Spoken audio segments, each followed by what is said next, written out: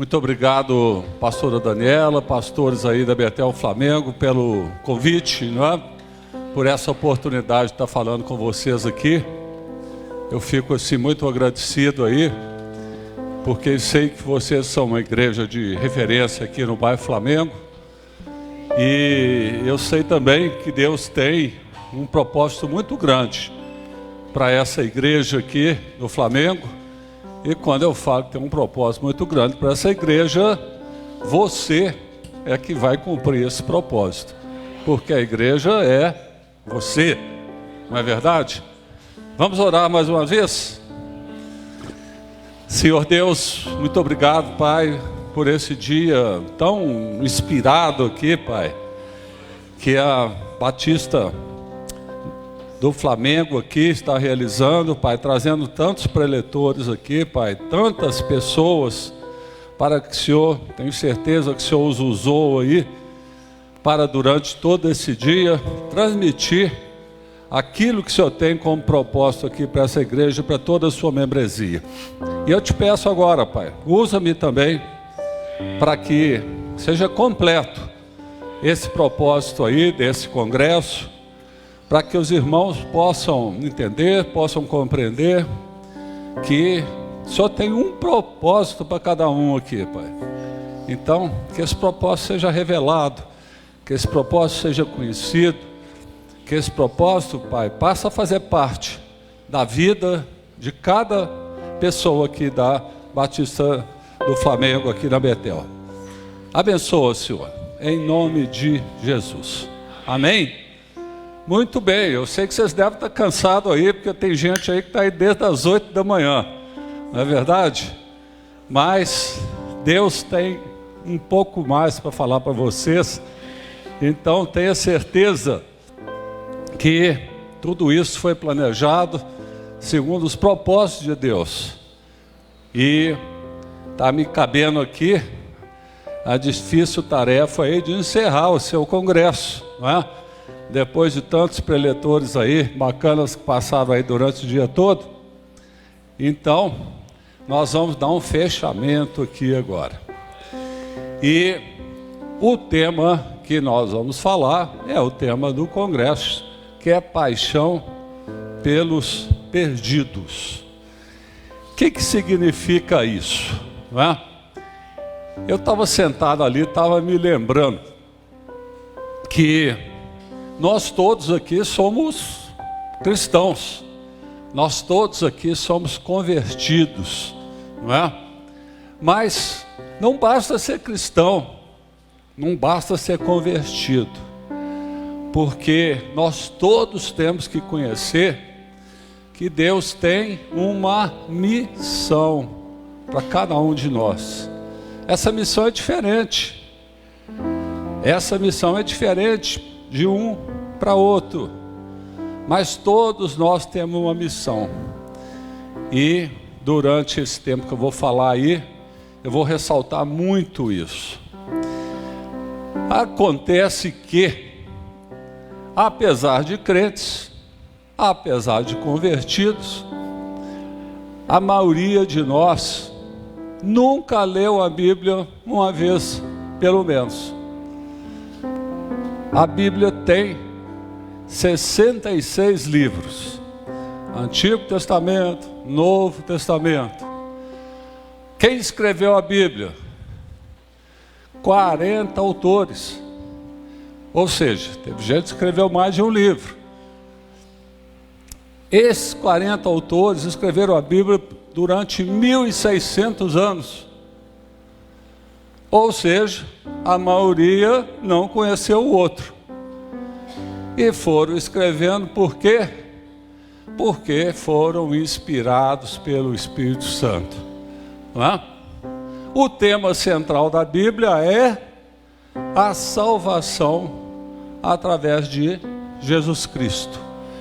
Então, quem já leu a Bíblia toda sabe disso que eu estou falando. Mas acreditem, a sociedade bíblica brasileira informa que só 18% dos cristãos já leram a Bíblia toda. 18, gente. O que significa isso? Nós somos convertidos, nós somos cristãos, mas nós não conhecemos a Bíblia. Conhecemos parte dela. A minha igreja, que é a Igreja Batista Central, lá de Belo Horizonte, é uma igreja que, durante 40 anos, desde a sua fundação, viveu com uma membresia em torno de 300 pessoas. Imagina, passou 40 anos, subiu um pouquinho, descia um pouquinho, em torno de 300. E um pouco antes de 2001, o nosso pastor principal, que se chama Paulo Mazzoni, ele assume a igreja e Deus fala muito claro com ele. Ó, eu não quero que você fique só cuidando das pessoas aqui dentro da igreja. Você vai cuidar delas, mas você vai também alcançar aqueles que estão lá fora e que ainda não me conhecem. E ele falou, como é que eu vou fazer isso? Um pouco antes do ano 2000. E Deus foi muito claro com ele. Ele visitou igrejas, foi no Canadá, estava tendo um avivamento. Ele foi na Coreia, ele foi na Colômbia, foi na Argentina. Procurou conhecer o que estava acontecendo no mundo. E Deus, de uma forma muito clara, fala com ele, ó, o segredo para nós alcançarmos as multidões é nós voltarmos para os primórdios do cristianismo. Quem já leu a Bíblia toda, conhece o livro de Atos ali, e sabe que em Atos 2, 42, 47, fala como viviam os convertidos. E os convertidos viviam como? Em comunhão, na partir do pão, nas orações, perseverando, não é? Ajudando uns aos outros. Onde? No templo e de casa em casa. E aí o versículo 47 fala assim, olha, viva uma igreja assim, viva um cristianismo dessa forma, que dia a dia o Senhor vai lhes enviando os que vão sendo salvos. Ou seja, nós temos que viver sem igreja.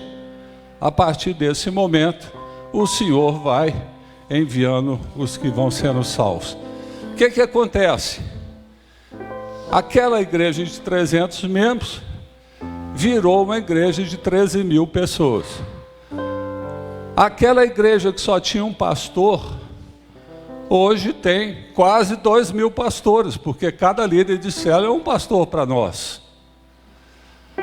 Aquela igreja que tinha um pastor principal que fazia tudo, hoje foram formados 40 pastores para cuidar desses 13 mil pessoas. E essas 40 pessoas, sabe quem são? Todos, líderes de célula, tornaram supervisores, coordenadores, pastores. Todos. Não é? E como é que isso aconteceu? Qual que foi a mágica, o estalo que deu na igreja? O estalo que deu na igreja foi que a igreja começou a entender o que é paixão pelo perdido. A igreja incorporou isso na sua vida. E isso veio fazer com que muitos e muitos líderes fossem formados, e a partir daí muitas e muitas vidas alcançadas para Jesus. Então eu quero falar um pouquinho para vocês aqui o que é paixão, não é? O que fez a minha igreja dar esse impulso foi essa palavra, paixão. Foi paixão que fez a igreja dar esse impulso, não é? Para alguns, paixão é grana. Pessoa é apaixonada por dinheiro. Muita gente é. Por dinheiro se mata, por dinheiro se faz amizade, por dinheiro se perde amizade, não é? O mundo é voltado para a paixão pelo dinheiro, não é? As mulheres, toda mulher eu tenho certeza que tem um anelzinho bacana, um colar ali, não é? Gosta, é apaixonada por isso. Não tem nenhum problema.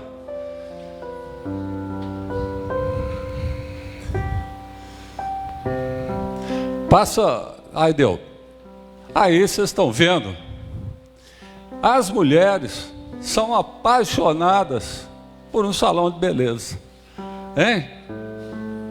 A minha esposa, não conte com ela no sábado de manhã, porque de 9 às 11 ela está no salão de beleza. Já está marcada aí o ano inteiro para ela. Eu acho isso ótimo, não é? Eu acho isso ótimo. Tem gente que é apaixonado por festa. Eu moro num prédio que às vezes eu saio 5, 6 horas da manhã, no sábado e domingo, tem gente chegando. E a turma dá aquela olhadinha para mim assim, enquanto no elevador, né? Eles olham para mim assim pensando, perdeu a noite, né? Aí eu dou uma risada e falo, ó, perdeu o dia, né?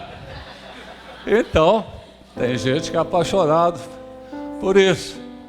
E essa paixão aí, eu sei que aqui no Betel do Flamengo não existe. Ninguém tem algo parecido com isso aqui, né? Ninguém tem WhatsApp aí, né? Ninguém fica mais de 1 hora por dia no WhatsApp. Então eu sei, não é? Você nem usa o seu celular durante o culto, eu sei disso, de jeito nenhum, não é? Mas tem gente que é apaixonado pelo celular, tem gente que é apaixonado por futebol, não é? Tem gente que é apaixonado por carro. Eu conheço pessoas que passam a tarde de sábado lavando o carro, encerando, compra cotonete na farmácia para poder passar no tapete ali, ó, tirar aquela areinha que ficou, não é? É apaixonado. Mas, veja só, tem gente que é apaixonado pela palavra de Deus, sabia? Tem gente que é apaixonado pela palavra de Deus.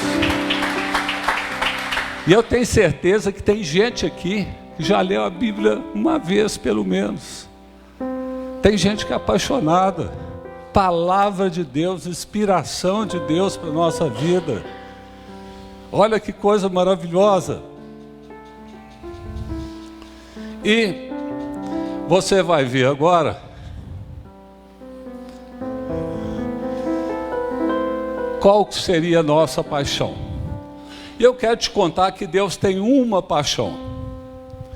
E a paixão que Deus tem está muito bem escrita ali em Mateus 18:14, que o grande sonho de Deus, a grande paixão de Deus, o Pai de vocês que está nos céus, não quer que nenhum desses pequeninos se perca. A paixão de Deus para que nenhum se perca. Nenhum é nenhum. Então, Ele não quer que ninguém se perca, não é? E aí o que Ele fez para que nenhum pudesse se perder? Ele mandou alguém. Ele mandou alguém que tem paixão pelo perdido, independente de cor, de raça, independente de ser rico, ser pobre, ser bonito, ser feio, não é? Porque Ele amou tanto o mundo, Deus, mandou seu Filho unigênito, para que todo que nele crê não pereça, mas tenha a vida eterna. Esse é o sonho de Deus. Essa é a paixão de Deus. E essa deveria ser a nossa paixão também. Porque Jesus veio pela primeira vez, e Lucas 19 fala muito claro para a gente. Olha, o Filho do Homem, que é Jesus, veio buscar e salvar o que estava perdido. Jesus veio para isso. Veio para me salvar, para me buscar, para te salvar, para te buscar, mas para salvar e buscar aqueles que estão lá fora que ainda não conhecem Ele. Foi para isso que Jesus veio, não é? E Jesus veio também uma segunda vez. E nessa segunda vez, o que acontece? Nós sabemos que Jesus foi crucificado, morto, ressuscitou o terceiro dia, passou 40 dias com seus discípulos, preparando seus discípulos para uma grande obra que eles tinham para realizar. E quando Jesus vai embora, está subindo aos céus, os seus discípulos começam a chorar, a se lamentar, porque ele estava indo embora. E aí Deus manda anjos para falar com os discípulos: olha, galileus, o que vocês estão olhando para o céu? Esse mesmo Jesus voltará da mesma forma que vocês estão vendo ele subir. Opa, Jesus vai voltar. Olha que coisa boa. Segunda vinda de Jesus. Jesus está voltando. A palavra de Deus, quem já leu ela toda, sabe disso. E aí eu quero que você compreenda uma coisa. O que vai acontecer quando Jesus voltar? O que vai acontecer? Mateus 25, 31 a 46, fala que vai haver um grande julgamento. Jesus está voltando, vai voltar. E quando ele voltar, vai ter um grande julgamento. E olha o que a palavra de Deus fala. Em Mateus 25, 32. Todas as nações serão reunidas diante dele. Ele vai separar uma das outras, como o pastor separa as ovelhas dos bodes. Então, Jesus vai chegar, vai separar, bodes para lá, ovelhas para cá. E aí a pergunta é: quem que é um bode? Quem que é uma ovelha? E aí, aqueles que foram considerados ovelhas vão perguntar: por que eu estou sendo considerado uma ovelha? E olha a resposta da palavra de Deus para eles. Jesus vai falar com eles assim: eu tive fome, vocês me deram de comer. Eu tive sede, vocês me deram de beber. Eu fui estrangeiro, vocês me acolheram. Eu necessitei de roupas, vocês me vestiram. Eu estive enfermo e vocês cuidaram de mim. Eu estava preso, vocês me visitaram. E Jesus vai falar com esses: recebam como herança o reino de Deus. Essas são as ovelhas, não é? Quem que são as ovelhas? São as pessoas que se preocuparam com as outras. São as pessoas que foram buscar o perdido. Essas são as ovelhas, não é? Mas os bodes, com certeza, vão ficar decepcionados e vão perguntar: por que eu estou sendo considerado um bode? Por que eu estou separado como bode? E Jesus vai falar para eles: eu tive fome, vocês não me deram de comer. Eu tive sede, vocês não me deram de beber. Eu fui estrangeiro, vocês não me acolheram. Eu necessitei de roupas, vocês não me vestiram. Eu estive enfermo e preso, vocês não me visitaram. E aí Jesus vai falar com os bodes assim: malditos, apartem-se de mim para o fogo eterno. Então, ficou claro? Alguns vão ser bodes, outros vão ser ovelhas. Aqueles que se preocuparam com os outros, cuidaram dos outros, vão ser ovelhas. Aqueles que não ligaram para os outros, vão ser bodes. E aí, o nosso destino final. Ele vai responder: digo-lhes a verdade, que vocês deixaram de fazer alguns desses mais pequeninos, também a mim deixaram de fazê-lo. Estes irão para o castigo eterno, mas o justo para a vida eterna. Então, meus amados, bodes, ovelhas, nós aqui, o fato de nós sermos, atenção no que eu estou falando, o fato de nós termos um dia aceitado Jesus e nos comportarmos como bodes, não vai garantir que nós vamos estar na glória, na vida eterna que Deus nos promete.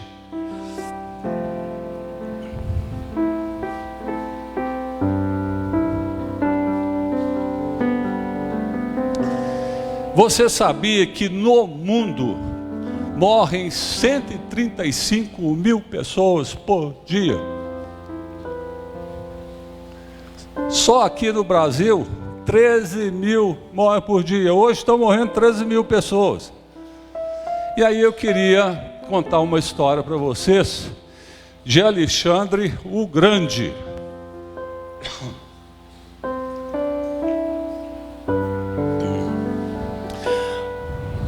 Alexandre foi um rei na região da Macedônia e durante o império, o reinado dele, ele conquistou o mundo. E ele tinha um lema que era o seguinte: ele ia com o exército dele, chegava numa nação e conversava lá com o rei e falava: ó, rendei-vos e viverás, resista e morrerás. Quem rendia, ele deixava um governador ali cuidando. Quem resistia, tinha guerra, tinha luta. E ele venceu todas. E o Alexandre viveu pouco. Ele começou o reinado dele com cerca de 19 anos e com 33 anos ele já estava morrendo. E quando ele morreu, um pouco antes, ele fez 3 desejos para a sua liderança.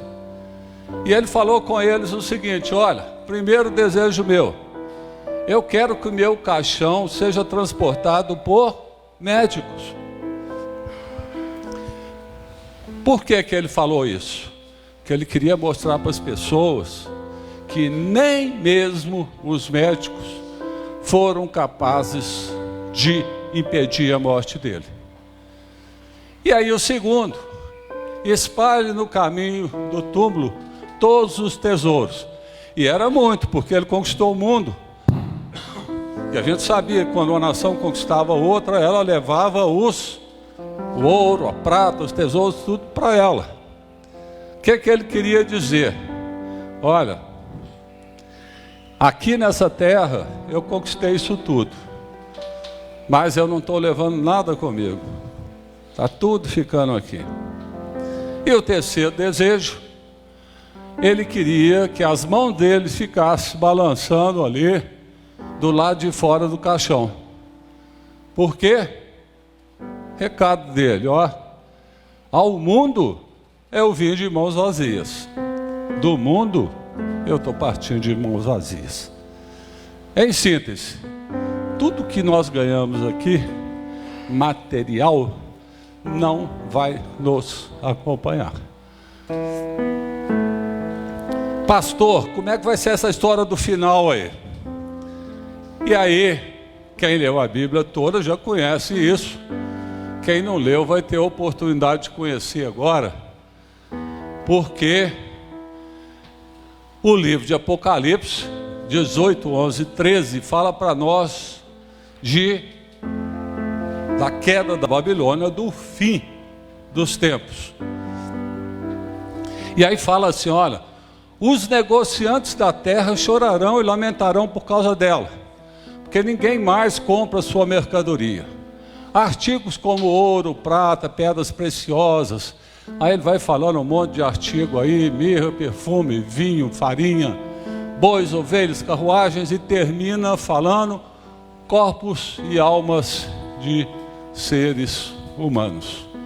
Ou seja, as pessoas vão chorar porque perderam tudo. Tudo que era material está ficando. Atenção, olha por onde que as pessoas vão começar a se lamentar, a chorar. Elas vão se lamentar pelo ouro, pela prata, pelas pedras preciosas, pelas pérolas. O que é isso? Pelo dinheiro. É o que vai causar impacto. Ah, eu tinha tanto no banco. Ah, eu tinha uma casa que valia tanto. não vai valer nada. E olha a última coisa que as pessoas vão se lamentar: corpos e almas de seres humanos. Isso é o retrato da nossa sociedade hoje. O que é que vale mais? O dinheiro. O que é que vale menos? As pessoas. Essa é a nossa sociedade hoje. Mas eu tenho uma ótima notícia para você. E essa ótima notícia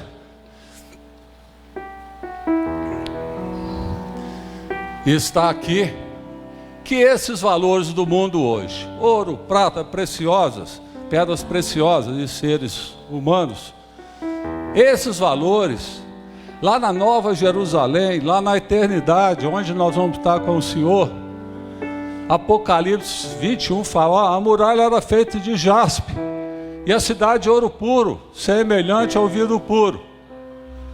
E atenção, a rua principal da cidade era de ouro puro, como vidro transparente.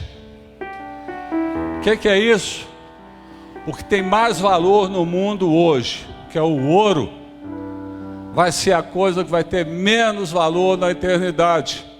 Por quê? Porque o ouro vai servir para calçar a rua. Nós vamos pisar no ouro. Tá certo? E qual que é o valor na glória, na eternidade? O valor é o homem. São as pessoas. Vai ter uma inversão de valores.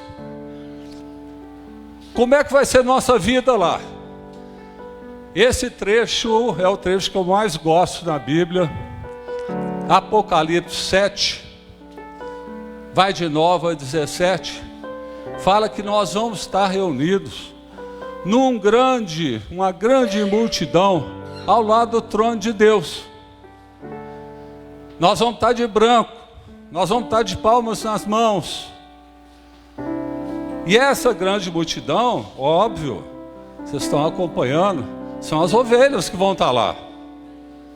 Então, essa grande multidão, quem que vai estar lá? A Bíblia fala: esses são os que vieram da grande tribulação, lavaram suas vestes e alvejaram no sangue do Cordeiro.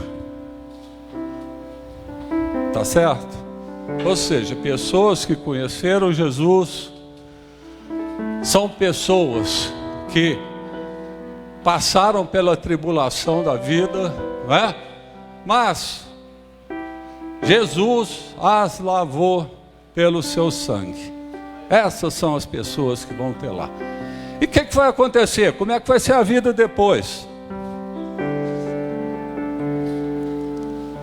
As pessoas que estiverem lá, nessa grande multidão, a palavra de Deus fala: nunca mais vão ter fome, nunca mais vão ter sede, não vai os afligir o sol, nem qualquer calor abrasador, pois o Cordeiro que está no centro do trono será o seu pastor. Ele os guiará às fontes de água viva. E olha só, e Deus enxugará dos seus olhos toda lágrima. Já pensou? Passar a eternidade. Não tem sol que incomoda, não tem fome, não tem sede. E o próprio Deus vai enxugar as lágrimas dos nossos olhos. Já pensou? É isso que nos aguarda.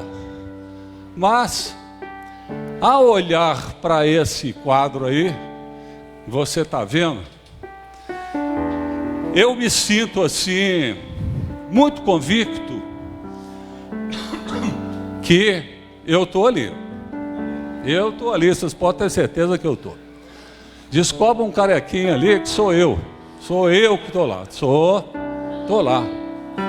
Mas olha que coisa importante que eu descobri.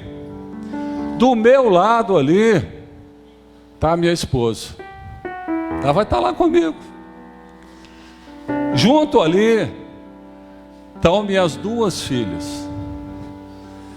Do lado dela estão meus dois genros.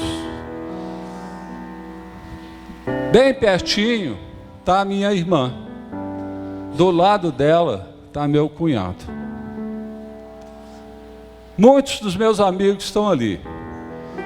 Muitos ainda não estão. Mas eu queria que você refletisse aqui agora. Você consegue enxergar esse quadro, se ver lá? Quem consegue? Quem consegue?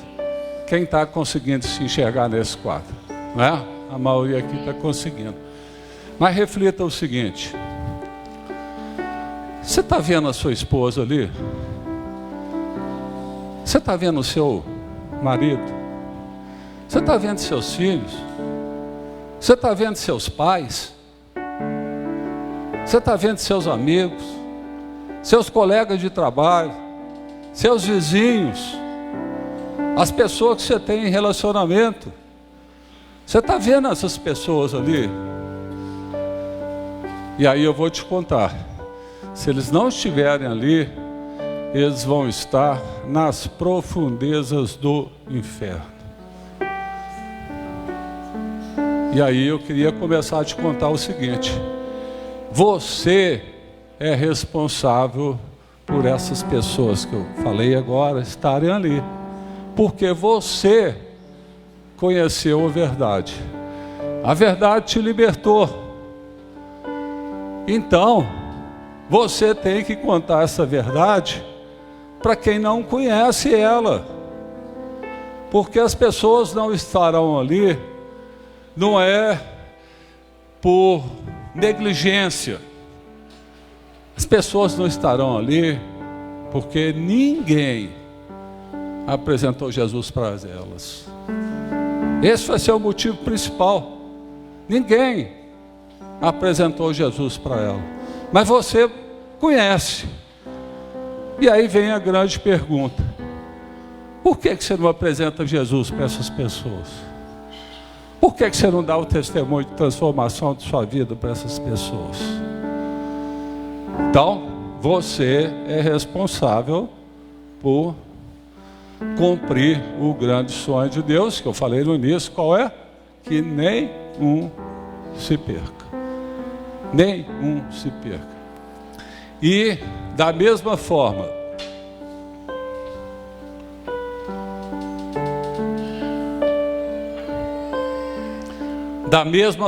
que vai ser uma alegria incomensurável a gente está ali, ó, de branco, palmo na mão, o trono de Deus ali, vai ser talvez o dia mais frustrante da sua vida, se você olhar para o lado.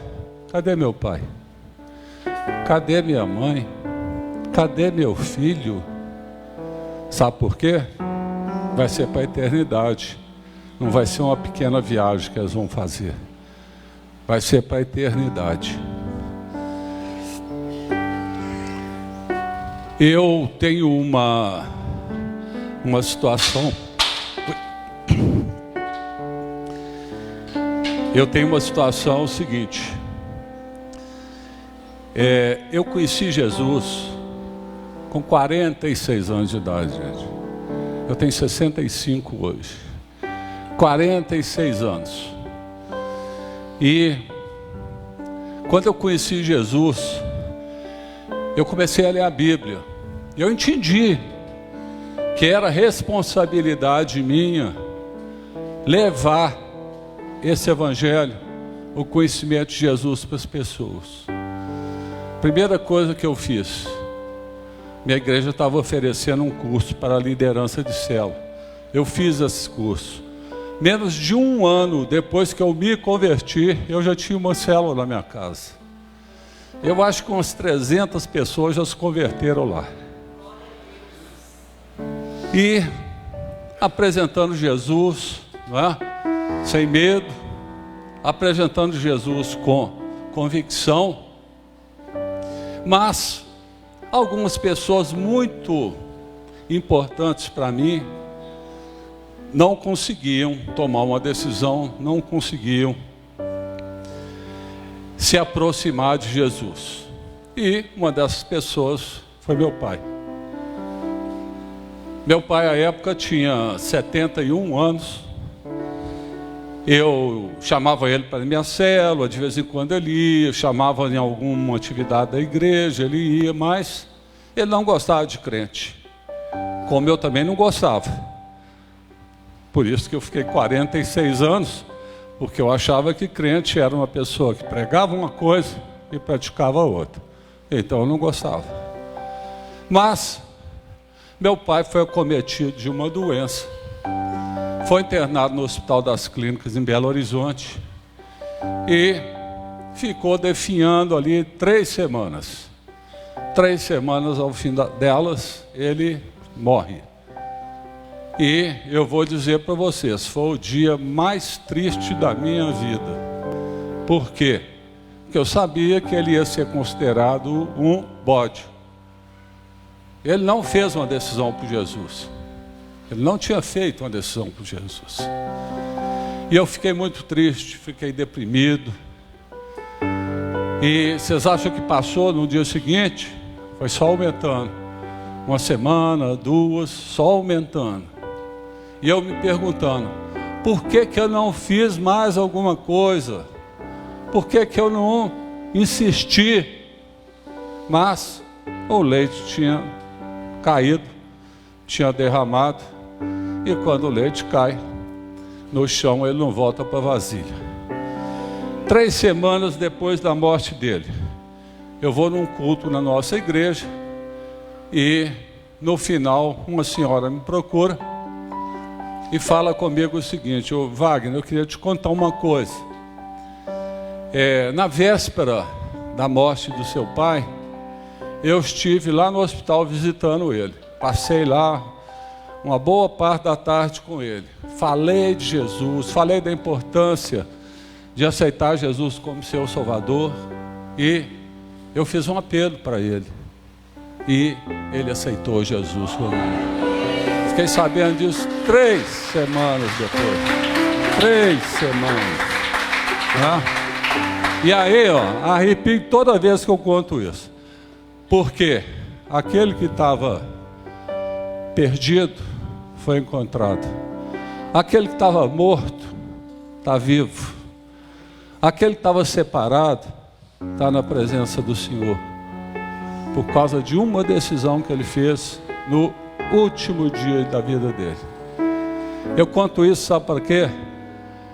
Para te incentivar a levar essa palavra de Deus, o Evangelho, para essas pessoas que estão ali bem próximas de vocês e para aquelas que Deus colocaram no seu caminho.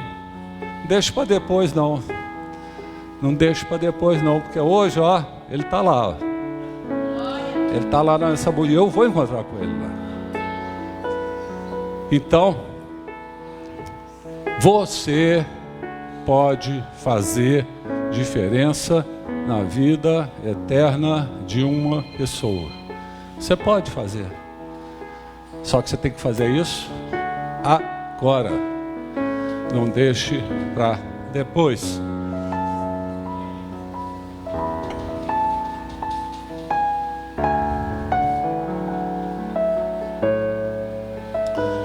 Como ser salvo, todo aquele que invocar o nome do Senhor será salvo. Quem crê e for batizado será salvo, mas quem não crê será condenado. Atenção ali para o versículo. Quem crê e for batizado. Então, se você não batizou ainda, se eu fosse você, eu batizava.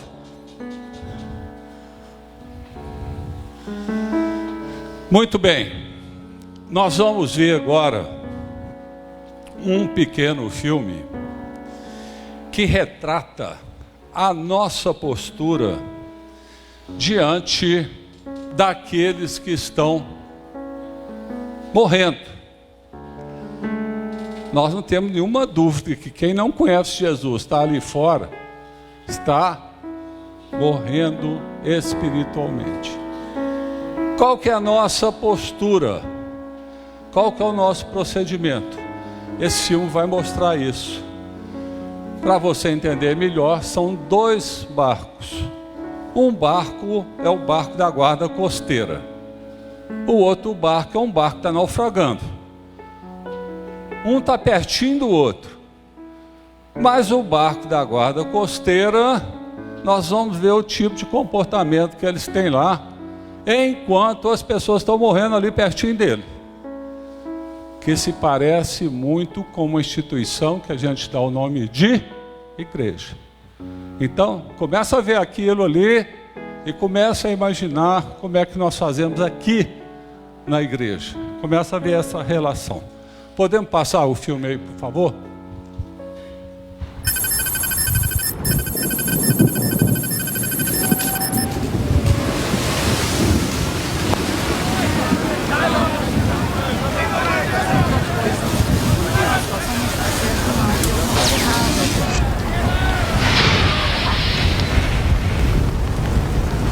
Eu vou entrar! Não!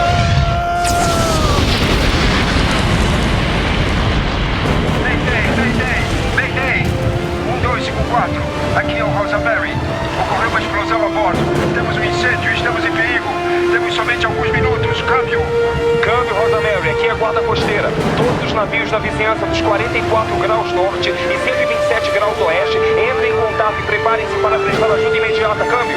Guarda costeira 1254, aqui é o Corpus Christi. Estamos nas mediações e no percurso em direção ao Rosemary. TSE é de 7 minutos. Câmbio. Entendido, Corpus Christi. Estamos aguardando. Câmbio.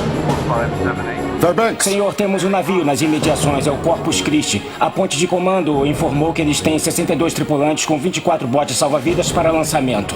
Ótimo. Dê as coordenadas e as especificações do manifesto do Rosemary imediatamente. Quero um relatório sobre a situação do Corpus Christi em 5 minutos. Sim, senhor.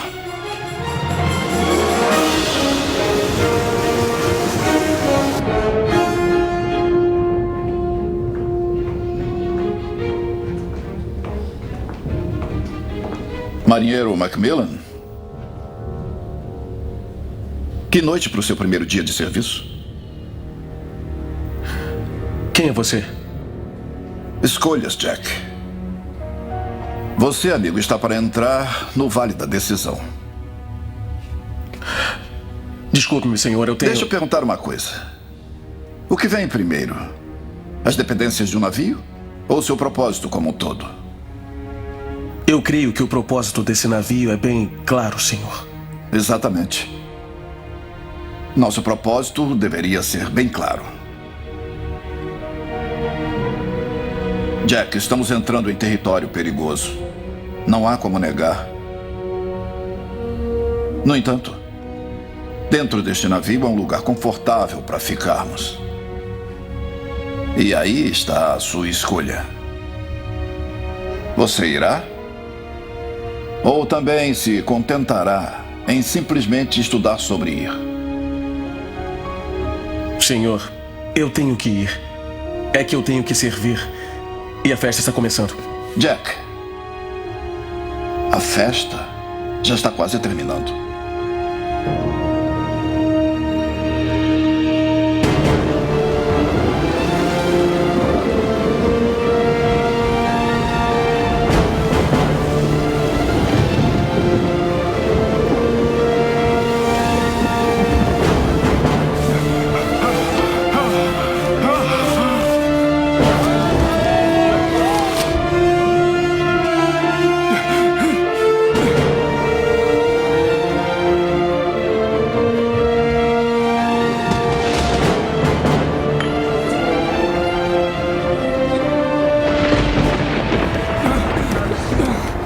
Atenção, todo mundo! Atenção! O capitão mandou que todos se apresentem imediatamente ao oficial Burlow no segundo andar do convés para uma missão de resgate urgente. O oficial Burlow preparou os botes salva-vidas. Vamos lançá-los. Me sigam todos! Uma operação resgate? Stanley, este homem está pingando no meu chão. Meu bom amigo oficial Brock, deixe-me assegurá-lo de uma coisa. Não haverá nenhuma operação resgate. Mas, senhor, Pense. que eu... Conhece alguém que submeteria seu navio a este tipo de clima? Só aqueles que desejam continuar despercebidos. Então, se algum grupo de traficantes se meteu em confusão, eu vou ser o último a arriscar minha vida para salvá-los. Eles que se lixem. Mas, senhor, o propósito desse navio Eu sei perfeitamente qual é o propósito deste navio. Você quer matar todos nós? Não, mas é que... O motivo principal de estarmos dentro de um barco como este é que ele nos protege do que está do lado de fora. Isso não está claro para você, oficial Brock? Bom, talvez...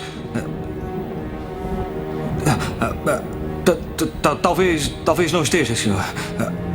Desculpe, senhor.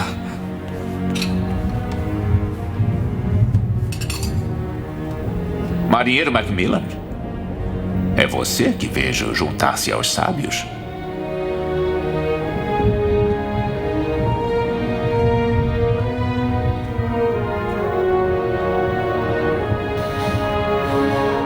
Aí vai alguém corajoso de verdade.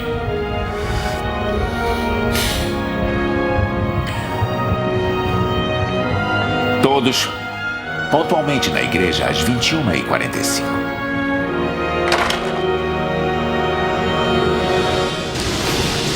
Ainda não estão aqui! Simplesmente deixa o cabo balançado! Ele tem que chegar até embaixo! Assim? Não, eles têm que soltá-lo do barco assim que encostar na água! Tá legal, mas cadê todo mundo? Eu não sei onde estão! Oficial Barlow! Isso, já não era sem tempo, né? Não, o que é isso? São uns gatos pingados. Não, pelo amor de Deus, você não entende? Eu acabei de preparar os 24 botes salva-vidas, tudo que tínhamos. E você me traz 6 pessoas? Sim, senhor. Está ciente de que é preciso pelo menos 2 pessoas para lançar um bote? Sim, Você quer dizer que estamos prestes a lançar 3 botes salva-vidas de um total de 24 para resgatar 76 pessoas? Você está ficando louco? Não, senhor. Aquelas pessoas só têm alguns minutos de vida nessa temperatura de água e você me traz meia dúzia de gente! Brock, o que está acontecendo lá em cima? 3, 2, 1, vai já! Você nunca acessa eles por este bordo. Todo o projeto para um novo bote é baseado em puxá-los pela polpa do navio. Quer estar no convés com ondas de 4 metros tirando alguém da água pela polpa do navio? Nem pode alcançá-los. Eu revisei isso com o Barlow por 3 semanas. Acho que é melhor você fazer o seu dever de casa. Pelo menos já esteve no novo salva-vidas. Devia estar feliz por não estar lá fora nessa chuva. Acho que está na hora do culto.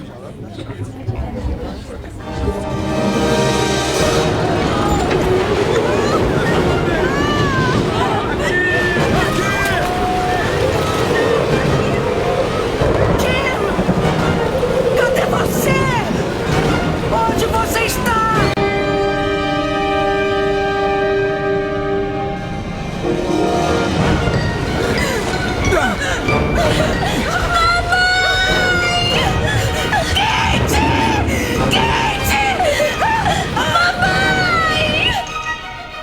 Sim, o senhor está certo. Rosa Mary estava em curso vindo de Vancouver e entregou um manifesto com uma tripulação de 12 pessoas e 64 passageiros. Pode, por favor, me informar o status da operação? 3 botes salva-vidas foram baixados. Estão operacionais. Câmbio. Senhor, aqui fala o capitão da guarda costeira James Meyer. Você e sua tripulação estão sob ordens para disponibilizar toda a tripulação e botes salva-vidas imediatamente. Você entende a situação em que se encontra? São a única esperança.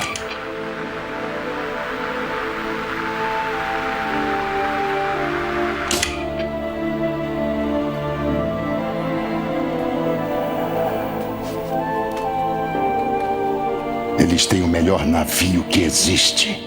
62 tripulantes, 24 salva-vidas e lançam somente 3.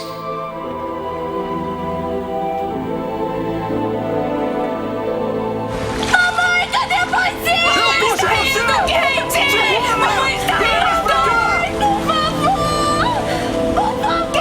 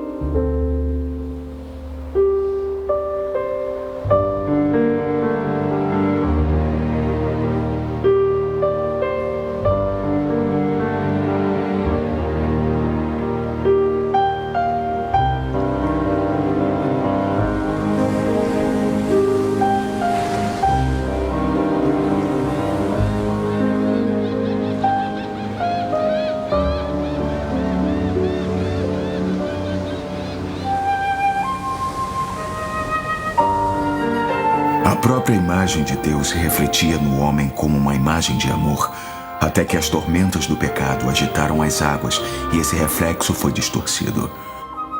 Porém, Deus não foi passado para trás. Ele investiu tudo o que tinha por todos quantos já viveram. Através das eras, homens e mulheres, investidos de paixão, viveram e morreram por pregar a palavra de Cristo e sua salvação a todas as tribos e nações. O amor de Deus na alma do homem é 100 vezes mais puro e nobre do que qualquer outro motivo que já o tenha impulsionado. Conhecer o amor de todos os amores é o segredo de todos os segredos. Meu amigo, eu estou aqui para dizer-lhe: a Igreja de Jesus Cristo não é um barco de prazeres, mas sim um bote salva-vidas para a salvação de almas. E precisamos de toda a ajuda a bordo.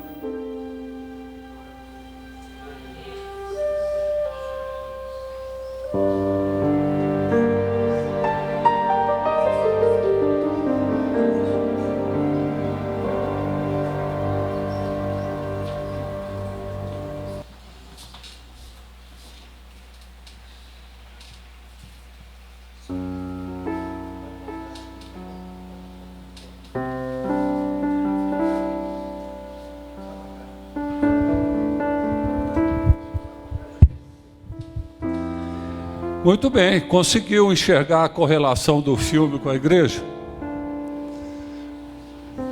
O que eles estavam fazendo no barco? Uma festa.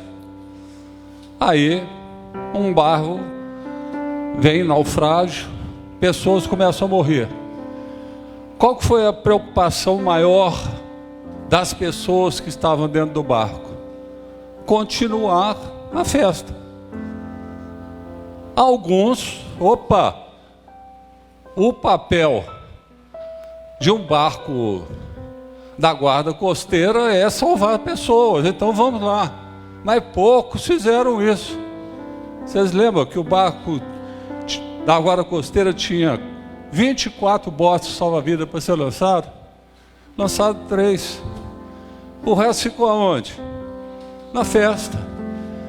E está lá o povo morrendo e o imediato do navio fala: olha, todos pontualmente no culto às 21h45.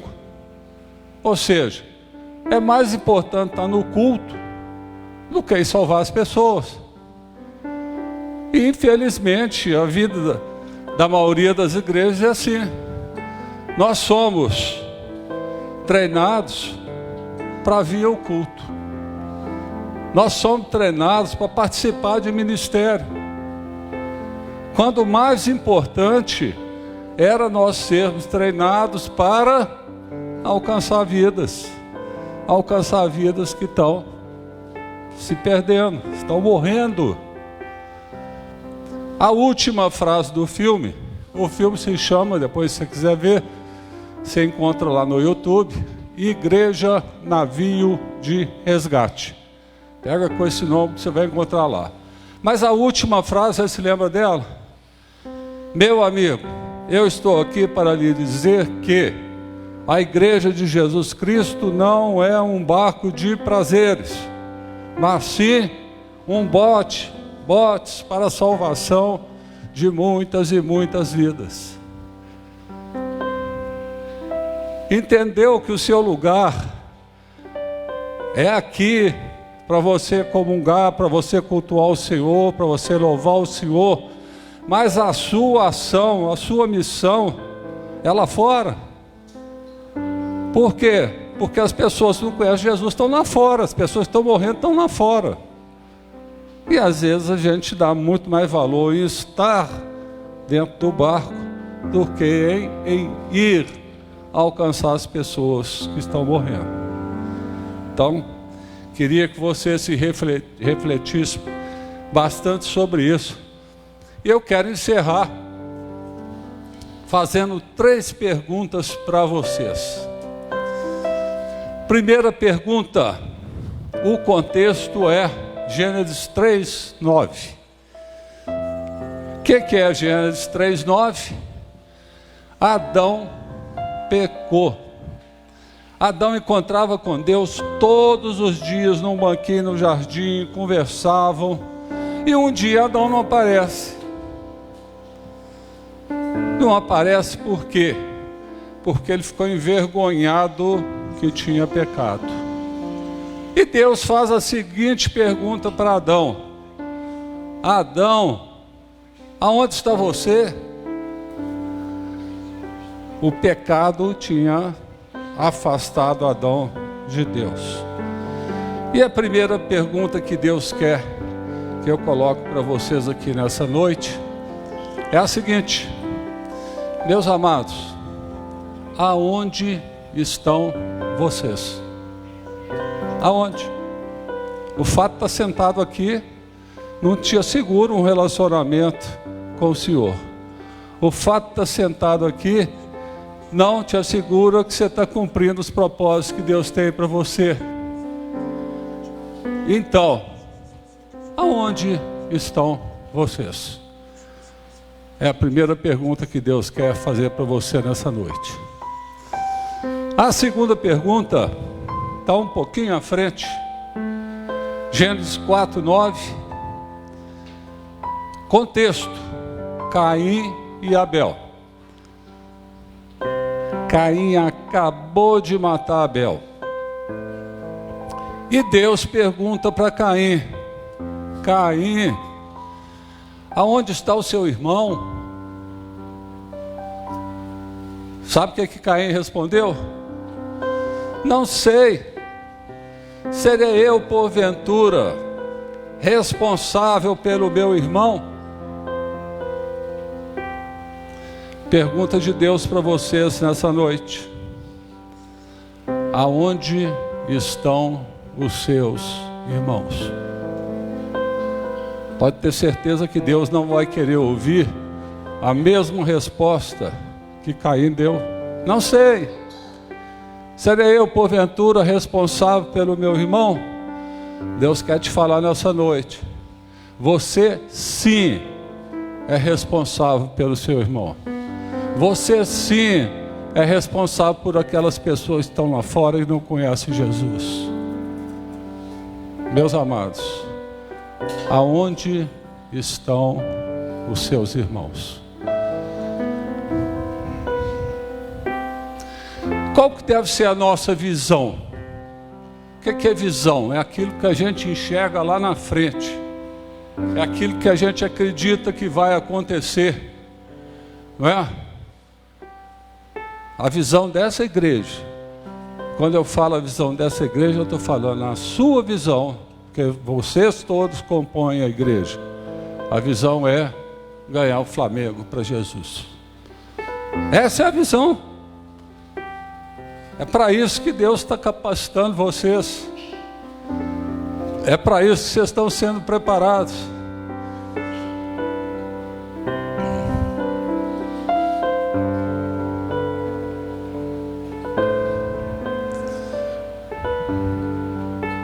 Ganhando Flamengo para Jesus, nós vamos ganhar Contagem para Jesus.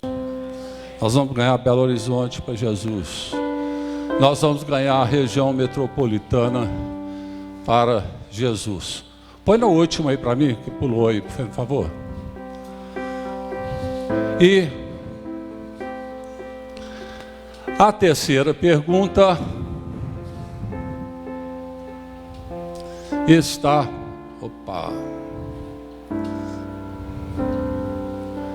em Isaías 6:8. Isaías 6:8 é o grande chamado de Isaías. E Deus pergunta: a quem enviarei? Quem irá por nós? Imediatamente Isaías se levanta e fala: olha, eis-me aqui, Senhor. Usa-me, Senhor. Envia-me a mim imediatamente. E a pergunta final para você é: a quem enviaremos? Para alcançar o Flamengo, para alcançar a Contagem, para alcançar a sua família, para alcançar as pessoas do seu relacionamento. Deus está te perguntando nessa noite: a quem enviarei? Quem irá por nós? Meus amados, a minha igreja entendeu que a forma mais fácil para alcançar pessoas, e por isso nós passamos de 300 para 13 mil pessoas, seria nas casas, seria nas células. E é por isso que nós começamos a formar líderes, e hoje são 13 mil. Na casa, a pessoa não tem preconceito de ir. Na casa, não tem resistência de ir. Na casa, a pessoa faz perguntas. Na casa, a pessoa entende que Jesus veio. Pregue Jesus como seu Salvador e Ele vai salvar.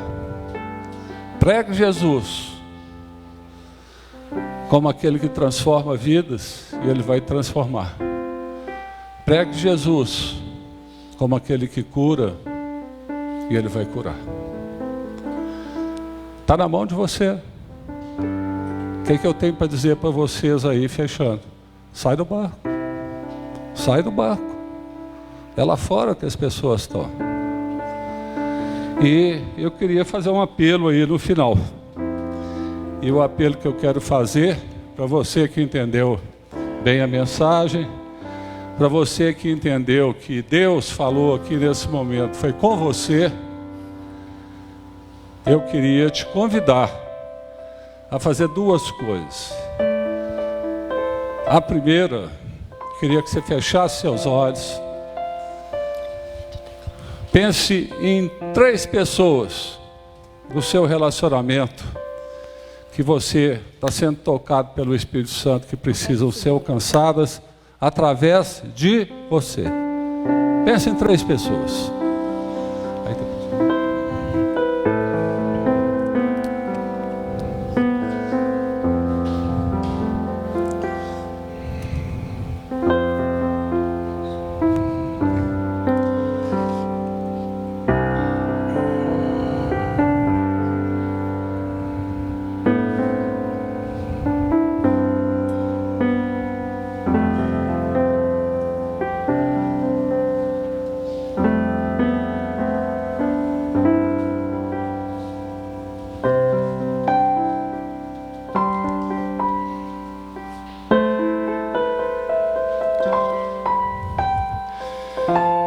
Senhor, nós estamos apresentando aqui, Pai, cada um de nós 3 pessoas, Pai. 3 pessoas que hoje são bodes, mas nós queremos convertê-las em ovelhas, Pai. Por isso eu te peço, usa poderosamente esses irmãos que estão aqui, Senhor. Usa-os, Pai, para que eles possam levar o seu evangelho para aqueles que ainda não te conhecem, Pai. Por isso eu te peço, dê a eles ousadia, Pai, amor, intrepidez, Pai, graça, longo ânimo, Senhor, persistência, para poder levar o seu evangelho, Pai. Transforma, Pai, a nossa mente, faça com que nós possamos deixar de ser meros frequentadores de culto, Pai, frequentadores de ministério, Pai, mas entendermos, Pai, que para o seu grande sonho ser concretizado, que nenhum se perca, o Senhor conta conosco, Pai. E por isso eu te digo, Senhor, nós estamos aqui porque queremos ser usados pelo Senhor. Nós estamos aqui porque queremos receber poder do alto para fazer essa missão, Pai. Então eu te peço, Pai, faz com que essa igreja, Pai, possa lançar seus barcos aí pelo Flamengo, por toda a Contagem. Esses barcos se chamam células, Pai. Que células possam fazer parte, Pai, do coração dessa igreja, Pai. Que células sejam um instrumento, Senhor. Porta de salvação, Pai, para os nossos parentes, amigos e pessoas mais próximas, aos quais só coloca no nosso caminho, Pai. Faça com que nós possamos renovar nossa mente com relação a isso, Senhor. Abençoa essa igreja, abençoa seus pastores, abençoa seus líderes. E deixe, Pai, essa mensagem, não só na mente, mas no coração dos seus pastores e dos seus líderes e da igreja. Que o grande propósito que o Senhor tem para essa igreja é que ela possa alcançar milhares de pessoas aqui na região do Flamengo, Pai. Por isso eu te peço, derrama poder e autoridade em cada uma dessas pessoas, em cada um dos seus líderes, Pai. Nós cremos, Pai. Nós queremos responder essa última pergunta: a quem enviarei?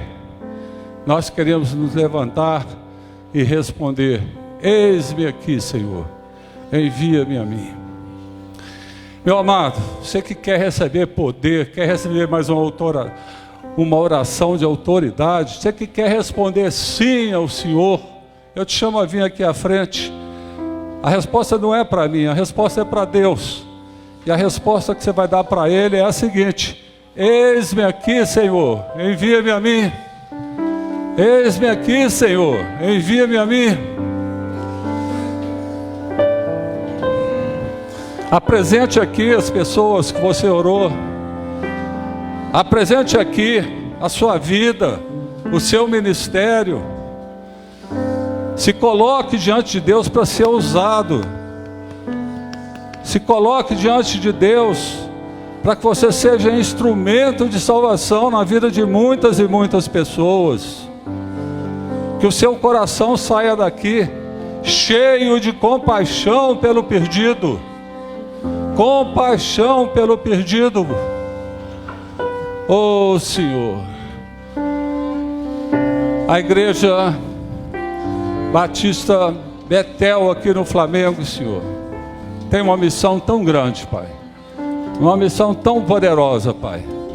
E nós, com essas pessoas que estamos aqui, podemos alcançar esse bairro para Jesus, Pai. Por isso eu te peço, da mesma forma que você derramou sobre seus discípulos, sobre seus apóstolos ali, poder e autoridade, eu te peço, derrama poder e autoridade sobre cada uma dessas pessoas aqui, Pai, para que em seu nome o Evangelho possa ser levado a tantos e tantos que ainda não o conhecem. E eu queria que você agora cantasse essa música de todo o seu coração, mas cantasse para o Senhor, para que o Senhor derrame esse poder e autoridade sobre a sua vida.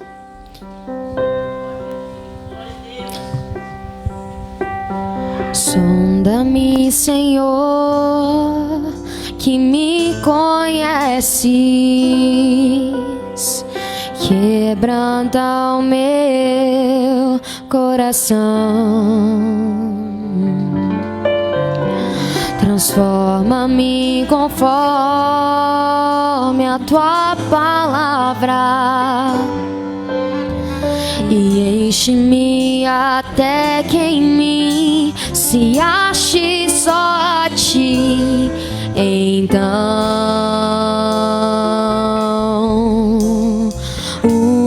usa-me, Senhor.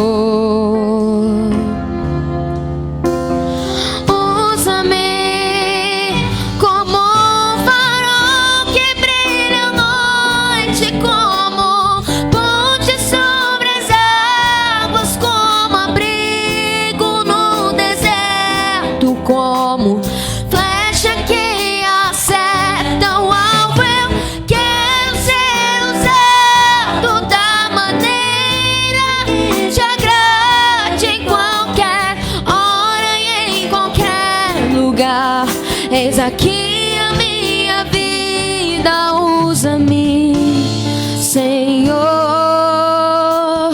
usa-me. Sonda-me, Senhor, que me conhece, quebranta o meu coração, transforma Transforma-me conforme a tua palavra e enche-me até que em mim se ache só a ti. Então